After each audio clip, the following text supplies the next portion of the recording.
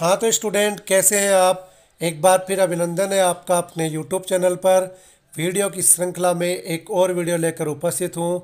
इस वीडियो में मैं आपके समक्ष प्रस्तुत कर रहा हूँ कक्षा 8 की रुचिरा भाग 3 संस्कृत पाठ्य पुस्तिका का प्रथम पाठ सुभाषितानी।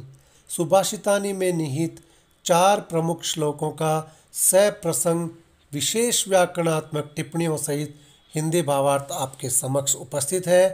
प्रथम श्लोक देखिए स्टूडेंट। गुणा गुणज्ञेषु गुणा भवन्ति ते निर्गुणं प्राप्य भवन्ति दोषा सुस्वाधृतो या प्रवहन्ति नद्य समुद्रमासाध्य भवन्त्यपेया। प्रस्तुत श्लोक हमारी कक्षा 8 की संस्कृत पाठ्य पुस्तिका रुचिरा भाग 3 की प्रथम पाठ सुभाषितानी से लिया गया है। इस श्लोक में कवि ने गुण और दोषों का उदाहरण देते हुए संगत के पड़ने वाले प्रभाव के विषय में बताया है। कवि कह रहे हैं कि गुणा गुणज्ञेषु गुणा भवन्ति, गुण तभी तक गुण रहते हैं, गुणा गुणज्ञेषु गुणा भवन्ति, जब तक कि वो गुणज्ञेषु विद्वान या गुणवान लोगों के पास रहते हैं। गुण तभी तक गुण होते हैं जब तक कि वो गुणवान या समझदार विद्वान लोगों के पास उपस्थित रहते हैं या उनके अंदर समाहित रहते हैं। ते निर्गुणम प्राप्य भवन्ति दोषा, ते निर्गुणम, जैसे ही वो गुण निर्गुण व्यक्ति को प्राप्त कर लेते हैं, अर्थात निर्गुण या मूर्ख व्यक्ति के पास जैसे ही वो गुण पहुंच जाते हैं तो वे गुण भी दोषाः भवन्ति, दोष बन जाते हैं। बहुत ही सुंदर उदाहरण से कवि ने इसको समझाया। देखिए स्टूडेंट, सुस्वादु तोयः प्रवहन्ति नद्य, सुस्वादु बहुत ही स्वादिष्ट होता है, तोयः जल, जब तक कि वो प्रवहन्ति नद्य, जब तक कि वो नदी में प्रवाहित होता है, अर्थात नदी में प्रवाहित जल तभी तक स्वादिष्ट रहता है जब तक वो नदी में प्रवाहित होता है। और जैसे ही वो समुद्र मासाध्य भवन्त्य अपेया, जैसे ही वो जल, वो नदी समुद्र को प्राप्त कर लेती है, अर्थात जो ही वो पानी समुद्र में जाके मिल जाता है तो भवन्ति अपेया, संधि देखिए यहाँ यण संधि हो रही है, भवन्ति धन अपेया, तो वो जल पीने योग्य नहीं रह जाता। इस प्रकार गुण तभी तक गुण रहते हैं जब तक कि वो गुणवान या विद्वान लोगों के पास रहते हैं। जैसे ही वो गुण निर्गुण या मूर्खों के पास पहुंच जाते हैं तो वे गुण भी दोष बन जाते हैं। इसके बाद स्टूडेंट आप बहुत अच्छे से इस हिंदी भावार्थ को लिखें और इसके बाद महत्वपूर्ण शब्दों की व्याकरणात्मक टिप्पणी अवश्य करें, क्योंकि व्याकरणात्मक टिप्पणी वह पहलू है जो सर्वाधिक अंक दिलाने में आपकी मदद करता है। तो पहला देखिए भवन्ति। भवन्ति में आप धातु लकार वचन लिख सकते हैं। भू या भव धातो लट लकारस्य प्रथम पुरुषस्य बहुवचनम। दूसरा देखिए प्राप्य, इसमें आप प्रकृति प्रत्यय करें। उपसर्ग है प्र धन आप धातु और ल्यप प्रत्यय, प्र उपसर्ग पूर्वक आप धातु ल्यप प्रत्यय। तीसरा देखिए गुणज्ञेषु, सप्तमी विभक्ति बहुवचनम, गुणज्ञ शब्दस्य सप्तमी बहुवचनम। और अगला देखिए भवन्त्यपेया, इसमें आप संधि कार्य कर सकते हैं। भवन्ति धन अपेया, यण अच स्वर संधि। इस प्रकार आप महत्वपूर्ण शब्दों की टिप्पणी करें। और एक बार हिंदी अर्थ को, भावार्थ को एक बार फिर देखते हैं स्टूडेंट। संगत के प्रभाव को समझाते हुए कवि कहते हैं कि गुण तभी तक गुण होते हैं, तभी तक वो गुण रहते हैं जब तक कि वो गुणवान लोगों के पास रहते हैं। निर्गुणों अर्थात मूर्खों के पास पहुंचते ही वे दोष बन जाते हैं। जिस प्रकार पहाड़ों से निकलकर बहती हुई नदी में प्रवाहित जल तभी तक पीने योग्य होता है जब तक कि वह समुद्र में नहीं मिल जाता।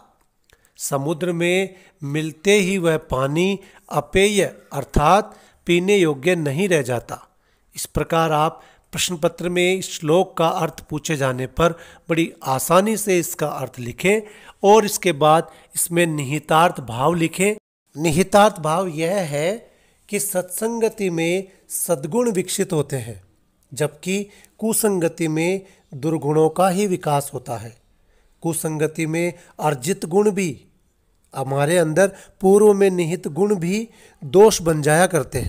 इस प्रकार आप श्लोक की विशेष व्याकरणात्मक टिप्पणियों सहित सप्रसंग हिंदी भावार्थ पूर्ण भाव के साथ लिखें और बहुत अच्छे से प्रस्तुति दें और बहुत अच्छे अंक अर्जित करेंगे, ऐसा मैं आपको विश्वास दिलाता हूँ।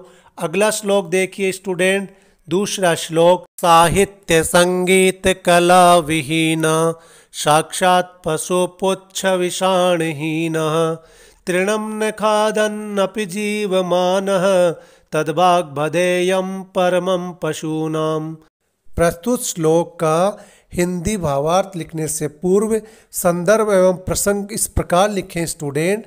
प्रस्तुत श्लोक हमारी कक्षा 8 की संस्कृत पाठ्य पुस्तिका रुचिरा भाग 3 के प्रथम पाठ सुभाषितानी से लिया गया है और इसमें रचनाकार ने साहित्य, संगीत, कला आदि कुशलताओं से रहित व्यक्ति को पशुतुल्य माना है।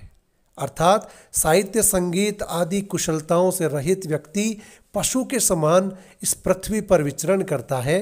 तो हिंदी अर्थ देखिए श्लोक का, साहित्य संगीत कला विहीन, जो व्यक्ति साहित्य के ज्ञान और संगीत आदि कलाओं से रहित होता है, विहीन होता है, साक्षात पशु, वह साक्षात पशु के समान होता है। पुच्छ विषाणहीन है, पूंछ और विषाण अर्थात सींगों से रहित, पूंछ और सींगों से रहित होते हुए भी वह व्यक्ति साक्षात पशु तुल्य होता है। तृणम न खादन्नपि जीवमान है, जो कि घास तो नहीं खाता लेकिन फिर भी इस धरा पर जीवित रहता है, चलायमान रहता है। और तद्भाग बदेयम परमम पशुनाम, उस व्यक्ति को परम पशु की संज्ञा दी गई है। जो व्यक्ति साहित्य, संगीत, कला आदि कुशलताओं से रहित होता है, जो घास नहीं खाते हुए भी, तृण नहीं खाते हुए भी और पूंछ और सींगों से रहित होते हुए भी साक्षात पशु के समान होता है, इस धरा पर जीवन यापन करता है। तो ऐसा इसका अर्थ लिखें। हिंदी भावार्थ एक बार लिखकर आपके समक्ष प्रस्तुत है स्टूडेंट।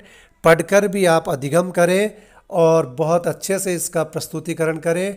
देखिए, कवि कहते हैं कि जो व्यक्ति साहित्य, संगीत और कला कौशल से विहीन होता है, अर्थात जो साहित्य, संगीत और कलादि का ज्ञान अर्जित नहीं करता, वह साक्षात पूंछ व सींग रहित पशु के समान होता है। वह घास तो नहीं खाता, फिर भी पशु के समान आचरण करता हुआ जीवित रहता है। ऐसे मनुष्य को परम पशु की संज्ञा दी जाती है, अर्थात वह मनुष्य नहीं, मनुष्य रूप में पशु तुल्य होता है, उसे पशु ही समझा जाता है। तो आप इस श्लोक का इस प्रकार हिंदी अर्थ ढंग से पढ़ें और अच्छे से इसको बोर्ड परीक्षा प्रश्न पत्र में लिखें और अच्छे अंक अर्जित करें। हिंदी अर्थ के बाद इसमें निहितार्थ भाव देखते हैं स्टूडेंट। श्लोक में निहितार्थ भाव यह है कि साहित्य में अभिरुचि, संगीत, कला आदि में अर्जित कुशलता से ही व्यक्ति योग्य बनता है, मनुष्य कहलाता है। इनके अभाव में मनुष्य मनुष्य नहीं, पशु तुल्य समझा जाता है। तो इस प्रकार आप इसको अच्छे से याद करें और लिखें। आगे देखिए स्टूडेंट, अगला श्लोक, श्लोक संख्या 3। लुब्धस्य नश्यति यशः पिशुनस्य मैत्री नष्ट क्रियस्य कुलम आर्थपरस्य धर्मः विद्याफलम यशनिनः कृपणस्य सौख्यम राज्यम प्रमत्त सचिवस्य नराधिपस्य। प्रस्तुत श्लोक का संदर्भ प्रसंग लिखें पहले।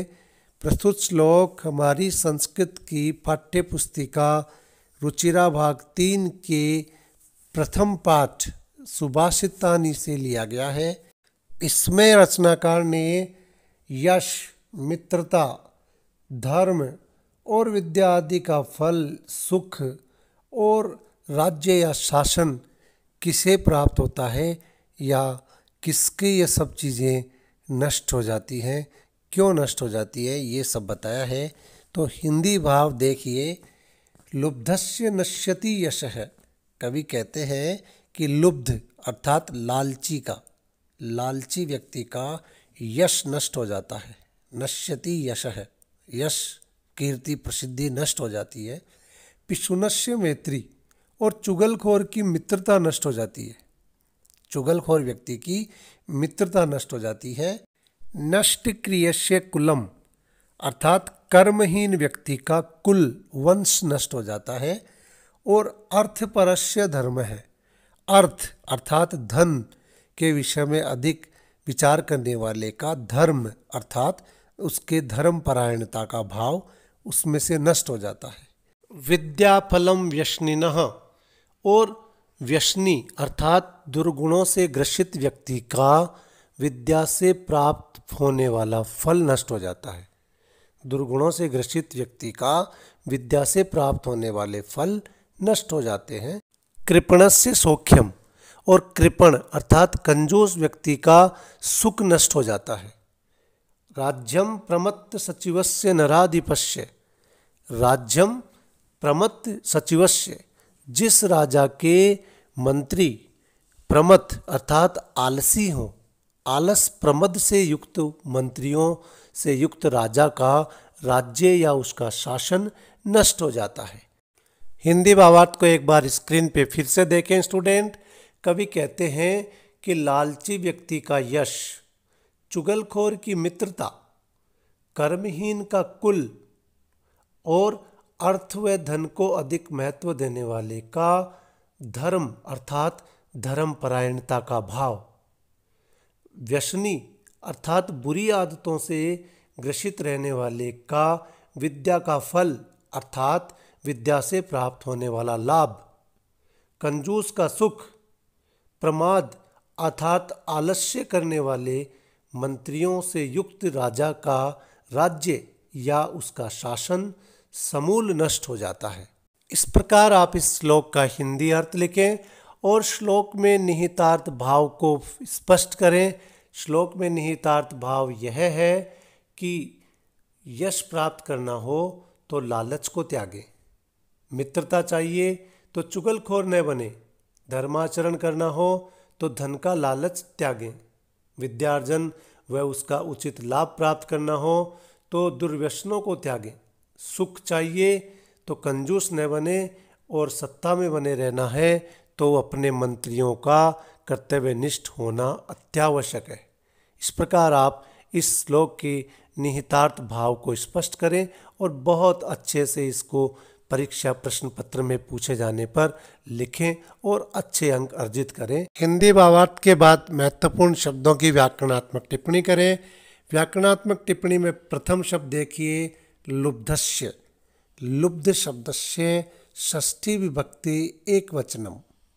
दूसरा देखिए विद्याफलम, इसका आप समास विग्रह कर सकते हैं, विद्यायाः फलम षष्ठी तत्पुरुष समास। तीसरा देखिए कृपणस्य, कृपण शब्दस्य षष्ठी विभक्ति एक वचनम। आगे देखिए नश्यति, नश्यति का आप लकार पुरुष वचन लिख सकते हैं, लट लकारस्य प्रथम पुरुषस्य एक वचनम। इस प्रकार आप महत्वपूर्ण शब्दों की अधिक से अधिक व्याकरण टिप्पणी करें और अच्छे अंक अर्जित करें, क्योंकि व्याकरणात्मक टिप्पणी के हिंदी भावार्थ और उसके संदर्भ प्रसंग के अलावा पृथक से नंबर निर्धारित होते हैं स्टूडेंट। तो आप बेहतरीन अंक अर्जित करने के लिए विशेष व्याकरणात्मक शब्दों की व्याकरण टिप्पणी अवश्य करें और अर्थ को प्रभावी बनाएं। अगला श्लोक देखिए स्टूडेंट, श्लोक संख्या 4। पीत्वा रसम तु कटुकम मधुरम समानम माधुर्यमेव जन्मेन्न मधुमक्षिकासौ संतस्तथैव समसज्जन दुर्जनानां श्रुत्वा वच मधुर सूक्त रसम सृजन्ति। प्रस्तुत श्लोक हमारी कक्षा 8 की संस्कृत पाठ्यपुस्तिका रुचिरा भाग 3 के प्रथम पाठ सुभाषितानि से लिया गया है और इसमें कवि ने सज्जनों के द्वारा किए जाने वाले सद्व्यवहार के विषय में वर्णन किया है कि सज्जनों का व्यवहार सदैव एक समान होता है, चाहे वो दुर्जनों के साथ हो या सज्जनों के साथ हो, वो हमेशा एक समान व्यवहार करते हैं। और मधुमक्खी का उदाहरण देते हुए कवि ने बहुत सुंदर तरीके से समझाया है। तो देखिए हिंदी अर्थ देखते हैं। पीत्वा रसम तु कटुकम मधुरम समानम। जिस प्रकार मधुमक्षिकासौ, मधुमक्खी हमेशा माधुर्य मिठास हो या कटुकम कड़वा, फूलों से प्राप्त होने वाला कड़वा रस हो या मधुर रस हो, वो एक समान रूप से पीकर मधु का निर्माण करती है, शहद का निर्माण करती है। ठीक उसी प्रकार संतस तथैव सम सज्जन दुर्जनानाम, अर्थात सज्जन लोग चाहे वो दुर्जनों से व्यवहार करें या सज्जनों के साथ, उनके साथ समान रूप से व्यवहार करते हुए, श्रुत्वा वचः, उनकी वाणी समान रूप से ग्रहण करते हुए, उनकी बताई गई बातें समान रूप से सुनते हुए, मधुर सूक्त रसम सृजंती, उन्हीं बातों में से, उन्हीं वार्तालाप के तथ्यों में से सुक्ति सुधा अमृत वाणियों का सृजन करते हैं। अर्थात श्रेष्ठ, सर्वोत्तम, संसार की श्रेष्ठ सुक्ति सुधा मधुर वचन उन्हीं में से वो सृजन करते हैं। ठीक उसी प्रकार जैसे कि मधुमक्षी का पुष्प से कड़वा रस हो या मधुर रस समान रूप से पीती हुई मधु अर्थात अमृत पदार्थ शहद का निर्माण करती है। तो इस प्रकार आप इस हिंदी अर्थ को लिखें। हिंदी भावार्थ को एक बार फिर से देखिए स्टूडेंट, स्क्रीन पे देख सकते हैं आप। कवि कहते हैं कि जिस प्रकार मधुमक्खी फूलों से कड़वा व मीठा रस पीकर भी मधु अर्थात शहद का ही निर्माण करती है, ठीक उसी प्रकार सज्जन लोग भी भले ही वह सज्जनों की संगति करे या दुर्जनों की, सज्जनों से वार्तालाप करे या दुर्जनों से, उनके वार्तालाप के सार तत्व से सुक्ति अर्थात सुधा अमृत वचन ही सृजित करते हैं। इस प्रकार उनके वाणी से मधुर वचनों का ही सृजन होता है। निहितार्थ भाव यह है श्लोक में कि सज्जन लोग सज्जनों व दुर्जनों में भेद नहीं किया करते, वे दोनों की ही बातें सुनते हैं और फिर अच्छी बातें ही किया करते हैं।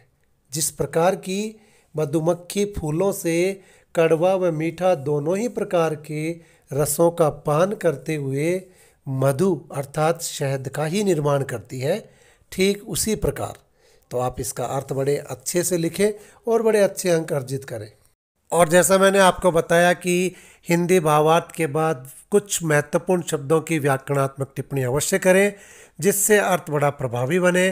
तो पहला देखिए पीत्वा, पीत्वा में पिब या पा धातो कत्वा प्रत्यय। दूसरा देखिए सृजंती, सृज धातो लट लकारस्य प्रथम पुरुषस्य बहुवचनम। तीसरा देखिए श्रुत्वा, श्रु धातो कत्वा प्रत्यय। अंतिम पद देखिए स्टूडेंट मधुमक्षिकासौ, मधुमक्षिकासौ का आप संधि कार्य करें, मधुमक्षिका धन असौ दीर्घ अच्च स्वर संधि। इस प्रकार स्टूडेंट आप महत्वपूर्ण शब्दों की व्याकरणात्मक टिप्पणी के साथ हिंदी भावार्थ को इस प्रकार प्रस्तुत करें परीक्षा प्रश्न पत्र में पूछे जाने पर कि एग्जामिनर आप पर प्रसन्न होकर मुक्त हस्त आपको अंक लुटाए और आप बेहतरीन परीक्षा परिणाम अर्जित करें। इन्हीं उम्मीदों के साथ और शुभकामनाओं के साथ स्टूडेंट उम्मीद करता हूँ आपको मेरा ये वीडियो पसंद आएगा और आपकी तैयारी में प्रगति देते हुए आपको सर्वश्रेष्ठ अंक अर्जित करने में सहायक सिद्ध होगा। भाषितानी में बचे इन शेष श्लोकों का अध्ययन स्टूडेंट हम अगले भाग में करेंगे। तब तक के लिए स्वस्थ रहें, मस्त रहें। जय तु भारतम, जय तु संस्कृतम।